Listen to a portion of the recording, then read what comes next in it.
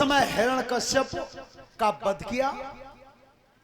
राजगद्दी के मालिक बने प्रहलाद जी।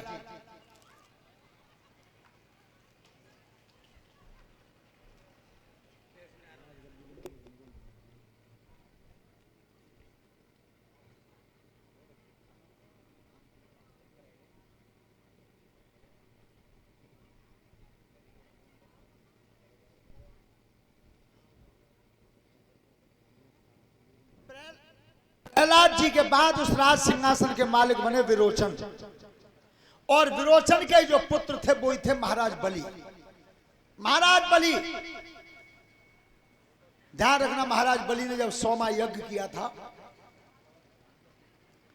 उस समय इंद्र को बेचैनी हुई, क्योंकि 100 यज्ञ जब पूरे हो जाते हैं वही इंद्र की गद्दी का मालिक बन जाता है। तो देवराज इंद्र को बेचैनी हुई तो उसने भगवान का भजन किया, समस्त देवताओं ने स्तुति की, तो अदिति मैया के उधर से वामन भगवान प्रकट हुए। बोलिए वामन भगवान की। वामन भगवान प्रकट हुए, जहां राजा बलिदान बांट रहे थे उसी जगह पर वामन भगवान अवतार धारण करके आए। राजा बलि ने उनसे भी पूछा कि तुम्हारी इच्छा हो तो तुम मांग लो। तो वामन भगवान छोटी सी काया लेकर के आए और तब हाथ जोड़ के राजा बलि कह रहे थे प्रभु तुम भी मांग लो। तो क्या मांगा उन्होंने?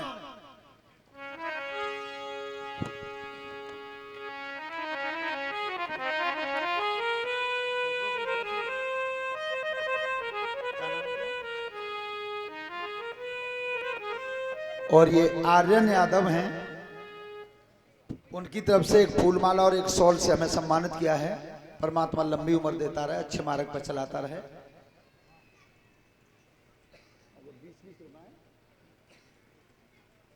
और 20-20 रुपए शास्त्री मंडल को दिए हैं, धन्यवाद।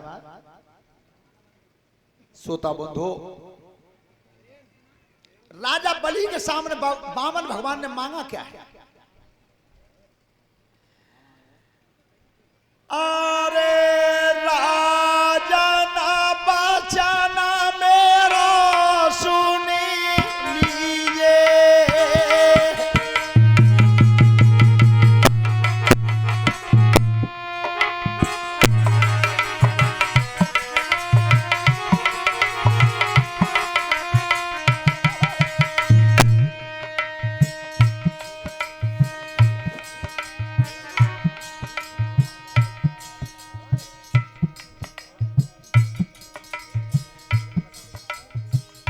कलश वाली कन्या बाहर निकल के खड़ी हो जाओ बेटा। क्या? अरे राजा ना बचाना मेरा सुनी लीजिए, दानी करमन भाई नपा दीजिए।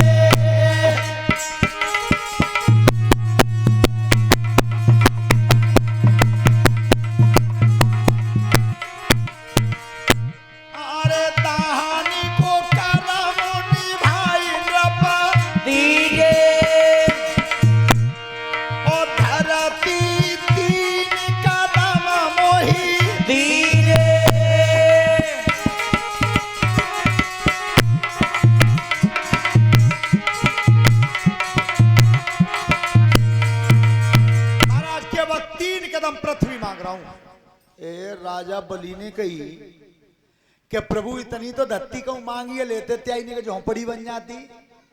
और 3 कदम मांग रहे होते खुचना से तो हाथ पांजा में बढ़ाई उन्हें बढ़ाई। महाराज ज्यादा नहीं चाहिए, 3 ही कदम चाहिए। तो त्या मनवा बता नाप लो, उन्हें ऐसे ना नापेंगे जब तक तुम संकल्प ना दोगे। तो राजा बलि के गुरु थे शुक्राचार्य। शुक्राचार्य के गुरु जी जे ब्राह्मण भेष में आए, 3 कदम धरती मांगी तुम संकल्प दे दो। अब जो शुक्राचार्य ने नजर मिलाई, वामन भगवान ने विचार करो कि काम तो बना हुआ पर बिरादरी बिगाड़ रही हो। जो नजर मिली सो एकदम शुक्राचार्य की बेटा रुक जाओ, ठहर जाओ, राजा बलि रुक जाओ। क्यों? तो गुरु जी बता रहे हैं, एक बात ध्यान से सुनना। चेला पे थी धनु खींचना चाहे और शिष्य के दुख को निवारण ना करे, ऐसा गुरु नरक का काम नहीं होता है। ये लिखा है गोस्वामी जी ने रामचरितमानस में उत्तरकांड में। क्या कि हरे शिष्य धन शोक न हरई,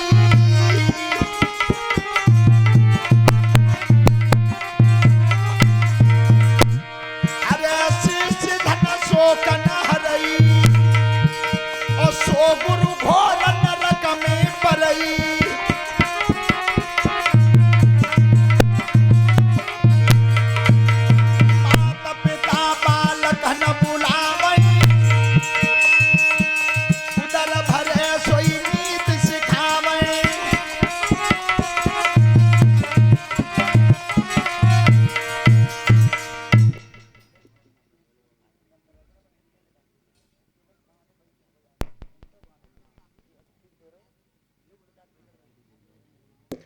हेलो, ध्यान रखना, शुक्राचार्य ने रोक दिया और क्या बोले, देखो गुरु हो तो ऐसा।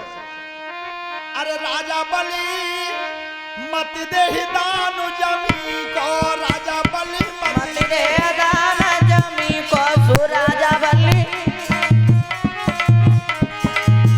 अरे मत दे दान जमी को, सुराजा बलि मत दे दान जमी को, सुराजा बलि मत दे दान जमी को।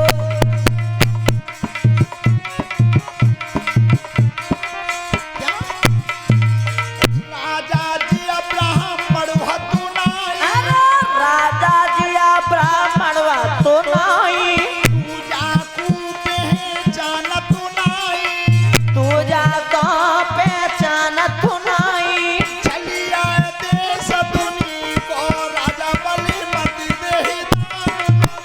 अरे चलिया देश दुनी को, सुराजा बलि मत दे दान जमी को, मत दे दान जमी को, सुराजा बलि मत दे दान जमी को।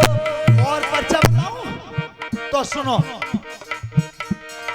शिव शंकर को चेला प्यारो, शिव शंकर को चेला प्यारो, भस्मासुर जाई ने मारो, भस्मासुर जाई ने मारो। धरिला रूप जनी को, राजा बलि मत दे दानु। अरे धरि लो रूप जनी को, सुराजा बलि मत दे दान जमी को, मत दे दान जमी को, सुराजा बलि।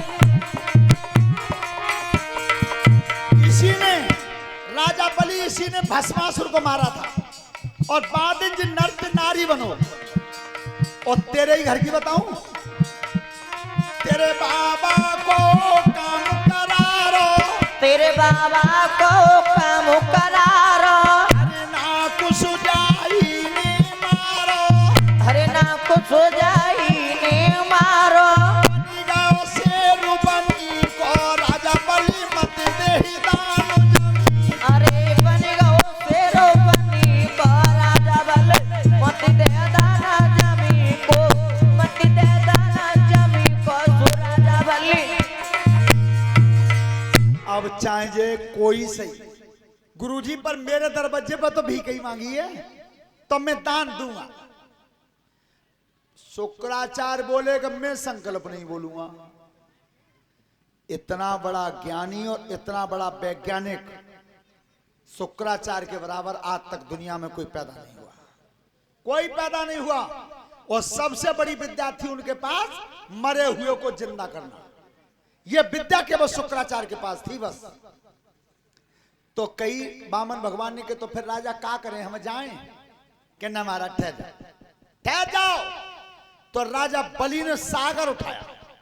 अब शुक्राचार्य बेचैन भये कि मेरो चेला आज ठगियाई ने जे जान तो ना जाए। सो माया ते छोटो रूप धर के सागर की टोटी में बैठे, न हाथ पे जल गिरे न संकल्प।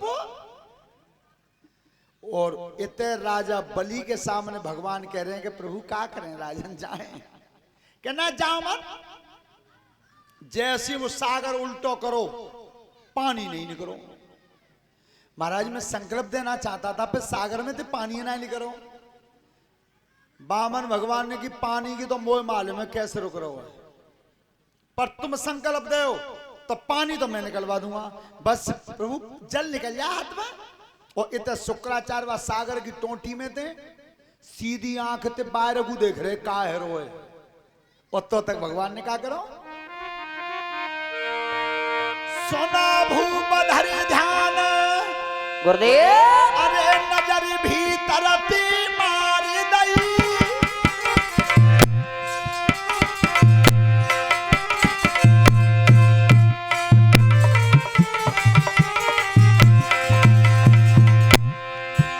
बामन लकड़ल हाथ तुरंत टोटी में डाल दई।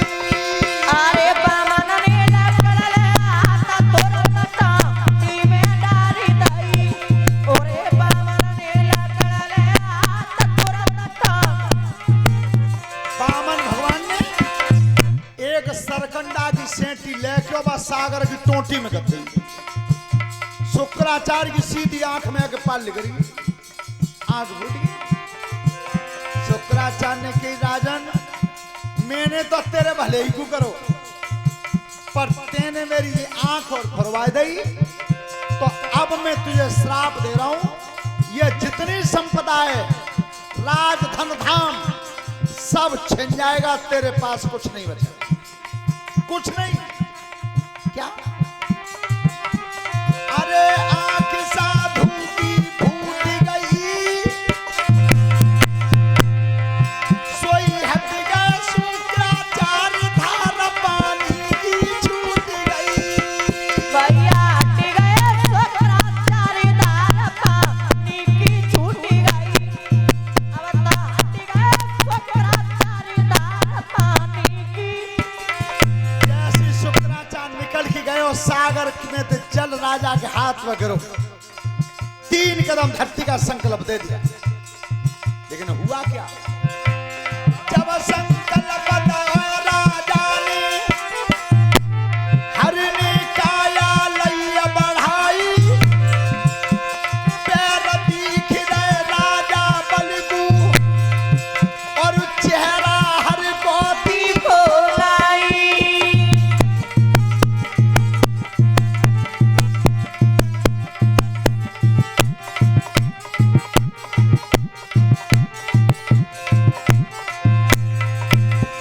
पहलो कदम उठाई के लाए, सबरिया भूमि दही न पवाई।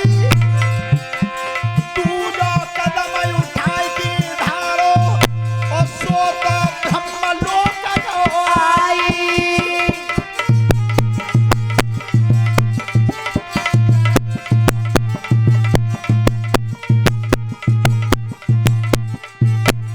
ध्यान से सुनना, पहला ही कदम उठाया पूरी पृथ्वी को नाप दिया, और दूसरा कदम उठा के लाए तो ब्रह्मलोक चला गया। अब ब्रह्मा जी ने जब पहचाना कि ये तो जगत पिता का पैर है, सो हाथ में कमंडल ले लिया।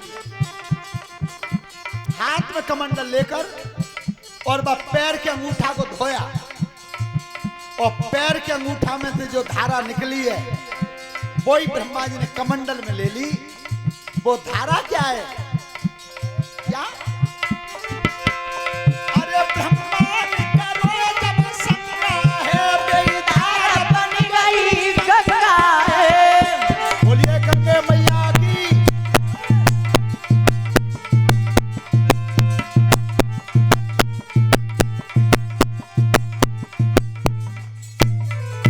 ध्यान रखना, वही धार गंगा जी बनी है। अब काया समेटी, तब कई राजा बली संकल्प दो तुमने 3 कदम को, और कदम उठे ही दो बेर, एक तीसरो कहां धरूं। राजा बली ने की गुरुजी कहते का सोई है वो। ध्यान रखना, शुक्राचार्य जैसा गुरु भी पैदा नहीं हुआ जो अपनी चेला की खातिर अपनी आंखी फुरवाई ले। पर आज तो अंतर है सचिव साहब। देखो एक नीति हमेशा रही है, चेलन ने जब जब चोट करिए तब तब गुरुन पे ही करिए। करते क्यों है वो करते इसलिए हैं कि गुरु की जितनी भी कमजोरी होती है वो सब चेला को पता होती है। गंगा पुत्र भीष्म इतने बड़े महारथी, इतने बड़े बलवान बनाए किन्ने? गुरु परशुराम ने। तो परशुराम का सामना आज तक कोई नहीं कर सका, तो उनके चेला भीष्म ने 26 दिन सामना करो, लड़ाई लड़ी। तो ध्यान रखना, बचवे को समय है। अब तो चेला कैसे हैं कि फौजी जी हमारे यहाँ जो ढोलक बजा रहे का हैं और वो काली वो सटवाए बैठे तव बजाते हैं, वे 2 गुरु चेला हैं। इन जितेंद्र बाबू ने उन्हें ढोलक सिखाई है। सो एक दिन जो गुरु चेला दोनों और एक नहर के किनारे पे पहुंचे तो वहां लला संजू एक बोर्ड लग रहा था कि जा में डूबत भाव कोई बचावे ता 250 रुपए नाम के, 500 रुपए नाम के जो कछु लिख रहा हूं कि कोई डूबत भाई को बचावे ता 500 रुपए। चेला ने पढ़ ली। सो गुरु जी बन को काम कि कहा कि तुम्हारी सब 2.5 रहेगे कि कैसे कि तुम जा नहर में डूबी हो और मैं बचा लूंगा, आधे आधे कर लेंगे। अब गुरुजी ने कही के लला बच्चो ऐसा ना होए कि कहूं फिर तू पीछे ते गड़बड़ कर दे कि कसना। सो वो नाबा बुलाया था, नाबा कि चल जम बैठा। सो नाब में गुरु चेला 2 बैठ गए, जो नाब आई बीच में। सो चेला ने की गुरुजी कूदो ना, हे कूदो। अब गुरुजी को करेजा कहां पे पानी जाकर ओ लला बेटा काम गड़बड़ है कि कछड़ा तुम्हारी साथ तुम कूदा हमने पकड़ के चलूंगा, 500 रुपए मिल जाएंगे नाम के, आधे आधे कर लेंगे। सो गुरुजी कप कपात जैसे तैसे वहां में कूद गए। अब एक में तो नीचे चले गए और उछल के आए, सो ऊपर हाथ करो चेला मां को ले लला पकड़िए। सो गुरुजी तो कह रहे कि हाथ पकड़े और चेला ने की बात नाप बात चल रहे गेट डर जामे जब रेस लगा। अब नाव में स्पीड लगवा रहे हो चेला। गुरुजी को बोल लला ये बेटा 3 दिन कहीं बचा लेंगे हम। गुरुजी बोर्ड पे का पढ़ो तुमने कि लला जी बताई तेने कि जो डूबते भय बचावे तब 500 रुपए नाम के। उन्हीं की गुरुजी सुनो, 1 लाइन नीचे और लिख रही वो तुमने ना पढ़ी कि का लिख रही कि डूबत भय बचावे तब 500 रुपया, मरे भय लिकार के लावे तब 5000 रुपया। तो मैं 500 के चक्कर में काय घूमे तो 5000 देख रहा हूं, वो नीचे वाली लाइन तुमने ना पड़ी। तो चेला तो बात चक्कर में कैसे करके गुरु को निपटा रहा है जाए तो रुपया 5000 मिल जाए। बहुत सावधानी की जरूरत है। श्रोता बंधु, आज राजा बलि से कही महाराज सुनो, 2 बार कदम उठाए और तीसरा कहां रखू? राजा बलि ने की महाराज मेरे सिर पर रख दो, कर्ज से मुक्त हो जाऊंगा। जब शरीर को दाव लगा रहे हो तो जब शरीर में आधो हिस्सा तो त्याई पत्नी को है, ध्यान कर ले, आधो हिस्सा है पत्नी को। तो जाओ पहले अपनी रानी पूछ के आओ। राजा बलि घर में गए, रानी बिंदाबली बैठी थी आसन पे और जाकर पति के चेहरा पर उदासी देखी है, एकदम कांप गई, हाथ जोड़ के बोली महाराज कोई काम बिगड़ गया, आज राजधानी में कोई परेशानी आ गई है? महारानी कछ मत पूछो, आज तो सवरी ठगी आई है। बिल्कुल ब्राह्मण के भेष में आए और 3 कदम धरती का संकल्प ले लिया। 2 कदम में पूरी दुनिया नाप दी, 1 कदम में शरीर दे दो। अब तुम बताओ तुम क्या कह रही हो? तो देखो बिंदावली ने जवाब क्या दिया अपने पति को। सभी माताएं बहनें बेटियां ध्यान से सुने, अगर कथा सुनने से शिक्षा लेनी है तो ये लो। क्या कही बिंदावली ने?